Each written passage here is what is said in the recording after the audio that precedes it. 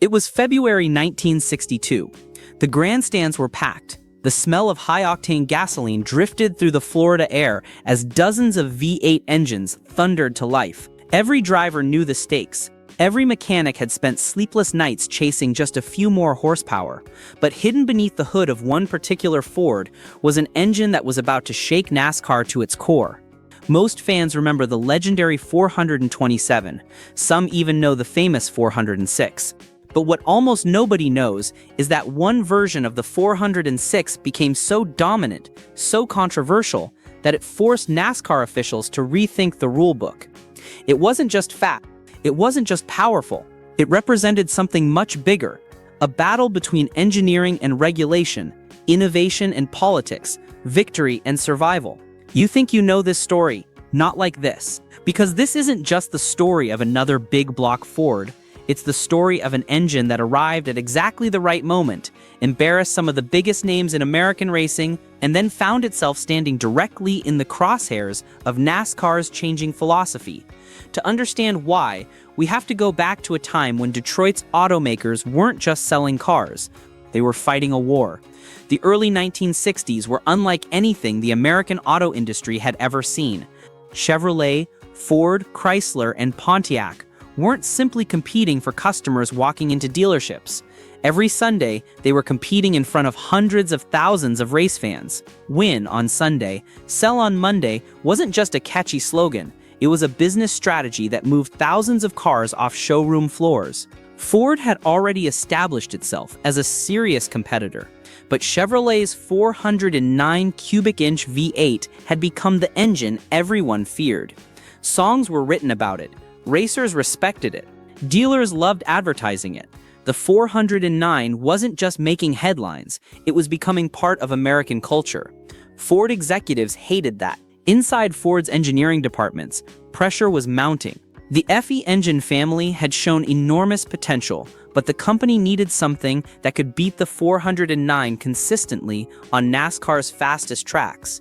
Not once, not twice, every weekend.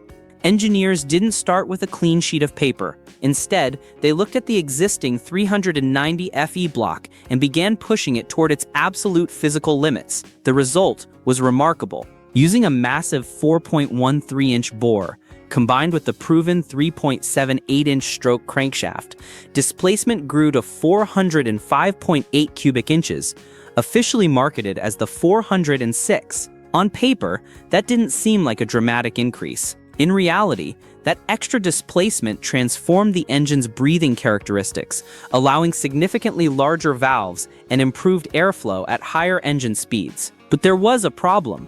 The cylinder walls were becoming dangerously thin. Ford engineers knew exactly how close they were to the edge. The FE block simply wasn't designed for much larger bores. Every additional thousandth of an inch removed precious cast iron that normally supported combustion pressure. Push it any farther, and cracked cylinders would become almost inevitable under racing conditions. The 406 wasn't just bigger, it was living on borrowed time. Fortunately, displacement alone wasn't Ford's secret weapon. The real magic sat on top of the intake manifold. Instead of relying on a single 4-barrel carburetor, Ford developed one of the most intimidating induction systems ever installed on a factory V8, the tri-power setup. 3 Holley 2-barrel carburetors sat proudly across an aluminum intake manifold. Under normal driving, only the center carburetor handled fuel delivery, giving surprisingly civilized street manners.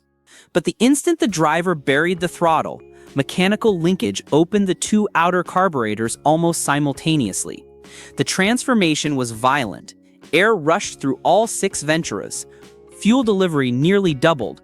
Intake noise changed from a deep rumble into an aggressive roar that drivers described as sounding like a small aircraft preparing for takeoff. In its high-performance tri-power configuration, the 406 officially produced around 405 horsepower at approximately 5,800 revolutions per minute and roughly 448 pound-feet of torque, near 3,700 revolutions per minute. Those numbers were conservative. NASCAR race engines equipped with carefully tuned carburetors, aggressive solid lifter camshafts, higher compression pistons, open exhaust headers, and meticulous blueprinting often exceeded 430 horsepower. And perhaps more importantly, they kept pulling long after rival engines began falling off. The engine also featured a compression ratio approaching 11.4, one in its highest output versions, demanding premium high-octane fuel that was readily available during the era. Massive 2.09-inch intake valves and 1.66-inch exhaust valves helped feed the cylinders, while improved cylinder head port design allowed the engine to breathe effectively beyond 6,000 revolutions per minute, a remarkable achievement for a production-based American V8 weighing well over 650 pounds. On paper, Chevrolet still looked competitive. On the track, the picture started changing. Ford quickly handed its newest weapon to some of NASCAR's biggest stars. Drivers like Fred Lorenzen, Fireball Roberts, and Marvin Panch immediately recognized that the new engine wasn't simply making more horsepower, it delivered power differently. The torque curve was broad and relentless. Exiting slower corners, the 406 pulled with incredible authority. Down long superspeedway straights, the 3-carburetor setup kept feeding the engine exactly when competitors started running out of breath. Mechanics noticed something else. Despite producing enormous power, the bottom end proved surprisingly durable. The forged steel crankshaft, heavy-duty connecting rods, and reinforced main bearing caps allowed sustained high-speed operation that many race teams desperately needed for events stretching 500 miles or more. That reliability mattered, because horsepower wins qualifying, reliability wins championships. Still, the engineers weren't satisfied. During lengthy dyno sessions in Dearborn, they observed that oil temperatures climbed dramatically during extended high RPM operation. Bearings survived, but barely. Valve springs also showed signs of fatigue after repeated runs approaching 6,200 revolutions per minute. Engineers responded with improved oil control, stronger valve springs, revised rocker geometry, and countless small refinements that rarely appeared in advertisements but made enormous differences over race distance. Most fans never knew these changes existed. The drivers certainly did. Fred Lorenzen reportedly told members of his crew after testing one early version, "She just keeps pulling." It wasn't the kind of statement engineers usually heard after testing an experimental engine. Confidence inside Ford grew rapidly. Then the racing began. At the 1962 Daytona Speed Weeks, Ford arrived with a level of confidence bordering on arrogance. The garages buzzed with rumors that Chevrolet teams were already worried. Chrysler was developing its own answers. Pontiac remained dangerous, but Ford believed it finally possessed the engine capable of changing the balance of power. And for a while, it looked like they were absolutely right. What happened over the next 2 seasons didn't just redefine Ford's NASCAR program. It convinced racing officials that one engine and one induction system might be becoming a little too powerful for everyone else. The first real proof came on NASCAR's fastest tracks, where horsepower wasn't just an advantage, it was everything. Daytona, Atlanta, Charlotte, Darlington. These were the places where engines spent lap after lap, pinned near full throttle, often hovering between 5,800 and 6,200 revolutions per minute for hundreds of miles. One weak bearing, one lean carburetor, one broken valve spring, and your race was over. Ford's 406 tri-power kept surviving. That surprised almost everyone. Most people don't realize that NASCAR racing in the early 1960s was as much an endurance contest for engines as it was for drivers. A modern race engine might be rebuilt after every event, but back then, teams often pushed the same basic engine through multiple weekends. Durability wasn't a luxury. It was the difference between collecting a trophy and loading a broken car onto the trailer before sunset. The 406 FE was proving it had both speed and stamina. At the 1962 Daytona 500, Ford's new engine immediately showed its potential. While the race itself featured fierce competition among manufacturers, the 406 powered Fords demonstrated exceptional straight-line speed, often matching or exceeding the pace of Chevrolet's famous 409. Drivers reported that the engine seemed to come alive above 4,000 revolutions per minute, where the outer carburetors of the tri-power system fully opened and transformed the car's acceleration. One crew chief later joked that it felt like someone had lit another engine under the hood.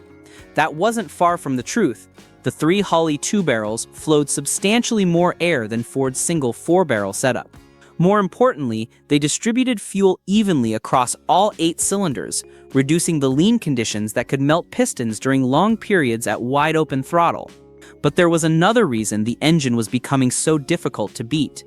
Ford engineers had paid obsessive attention to airflow. The intake runners were carefully shaped to keep air velocity high without restricting total volume. Exhaust ports were enlarged and smoothed to reduce back pressure. Camshaft timing favored strong mid-range torque while still allowing the engine to breathe effectively past 6,000 revolutions per minute.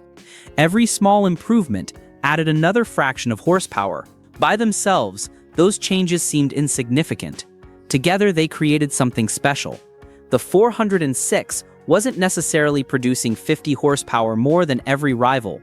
It simply wasted less of the horsepower it already had. And then the real nightmare started for Ford's competitors. During the 1962 NASCAR season, drivers like Fred Lorenzen began turning consistency into domination. Lorenzen, nicknamed Golden Boy, possessed a smooth driving style that perfectly matched the engine's broad torque curve. Instead of constantly wrestling the car, he could roll into the throttle, earlier exiting corners, and let all 406 cubic inches do the work.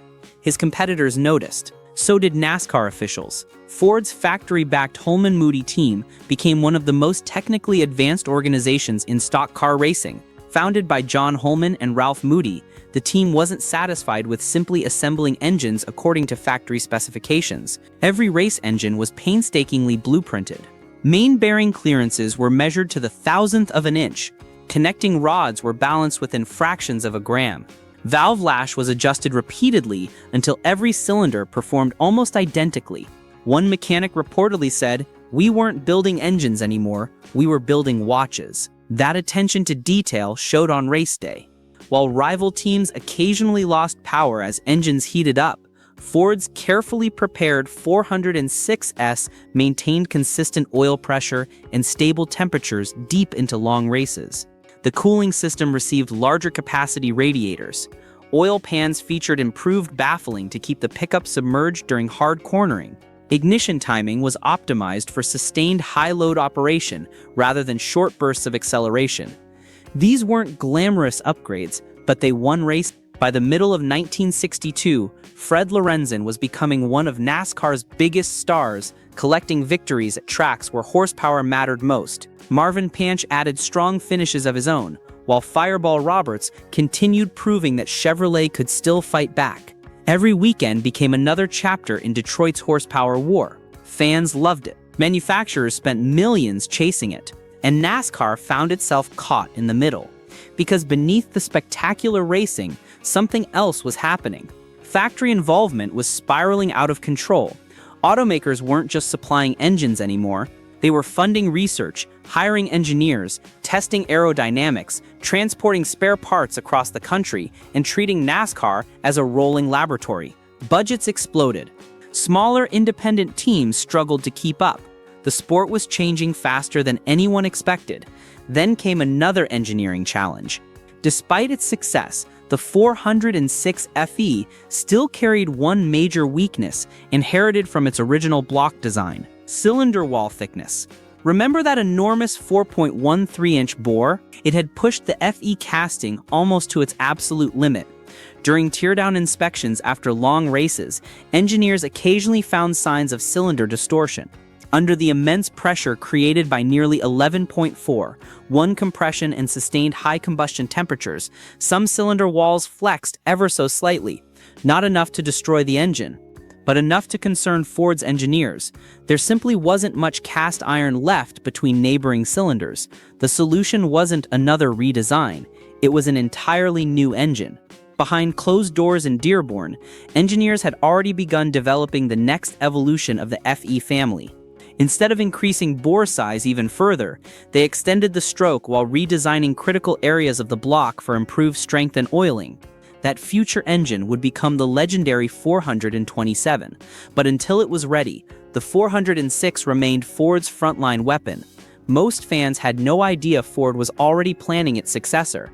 On the racetrack, however, the 406 continued building its reputation. Quarter-mile testing performed by magazine journalists on properly prepared Galaxy 406 tri-power cars produced times in the mid-13-second range at over 105 miles per hour. Remarkable performance for full-size cars weighing close to 2 tons.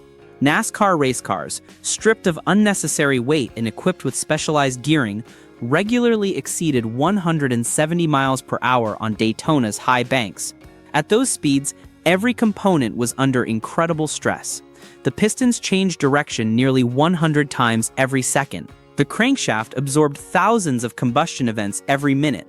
Valve springs compressed and released millions of times over the course of a single race. Yet the 406 kept delivering. That reliability became almost as intimidating as its horsepower. But politics was beginning to move faster than engineering. In June 1963, the Automobile Manufacturers Association maintained its official ban on factory-backed racing, at least publicly. Behind the scenes, manufacturers continued supporting teams through unofficial channels, but political pressure from safety advocates and corporate leadership was increasing. NASCAR itself also faced growing concerns about escalating speeds and increasingly expensive technology. Then came the induction debate. Multiple carburetor systems had become symbols of Detroit's horsepower race. Chevrolet had its high-performance setups. Pontiac had theirs. Chrysler was pushing hard. Ford's tri-power had become one of the most recognizable and successful of them all. To some officials, these systems represented innovation. To others, they represented excess. You can probably guess what happened next, but the truth is even more dramatic. The argument wasn't really about 3 carburetors. It was about stopping an engineering arms race that seemed to have no finish line. And when NASCAR finally decided to act, one of Ford's greatest racing engines would become one of the biggest casualties. By late 1963, NASCAR officials believed the horsepower war had gone too far. Speeds were climbing every season, factory budgets were exploding, and engines like Ford's 406 tri-power were becoming almost impossible for smaller teams to match. The solution, they believed, was simple: limit the technology. One of the biggest targets was multiple carburetor induction systems. The 406 tri-power had been engineered around its 3 Holley 2-barrel carburetors. Together, they gave the engine exceptional airflow, sharp throttle response, and the kind of top-end power that made it a threat on every superspeedway. But when NASCAR moved toward requiring a single 4-barrel carburetor, Ford's biggest advantage disappeared overnight. Ironically, Ford had already begun looking beyond the 406. The engine's massive 4.13-inch bore had pushed the FE block close to its limits.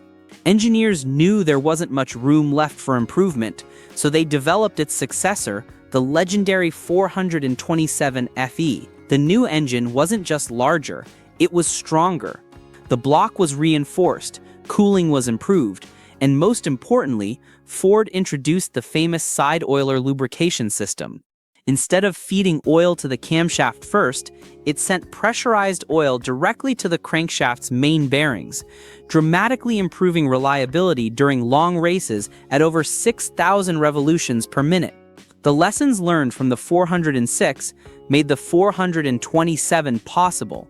Those lessons soon paid off. Throughout the mid-1960s, Ford's FE engines dominated NASCAR, and in 1966, the 427 side oiler powered the GT40 to its historic 1-2-3 finish at Le Mans, proving that the engineering philosophy first refined with the 406 could conquer the world's biggest endurance race. But the 406 deserves far more credit than it usually receives. It proved that intelligent engineering could beat bigger reputations. Its tri-power system delivered around 405 horsepower in factory trim and even more in race specification, while its broad torque curve and durability made it one of the most respected NASCAR engines of its era. Because production lasted only from 1962 to 1963, original 406 tri-power cars are now highly collectible, with authentic examples selling for well into six figures. What NASCAR once viewed as an unfair advantage has become one of the most desirable pieces of Ford performance history. The 406 tri-power wasn't outlawed because it was a failure. It disappeared because it had become too successful, and because racing continued evolving beyond it. Yet its DNA lived on in the engines that followed, making it one of the most influential V8s Ford ever built. If you enjoyed this story, let me know in the comments which forgotten engine or legendary racing rivalry you'd like to see next. And don't forget to subscribe for more deep dives into the machines that changed automotive history forever.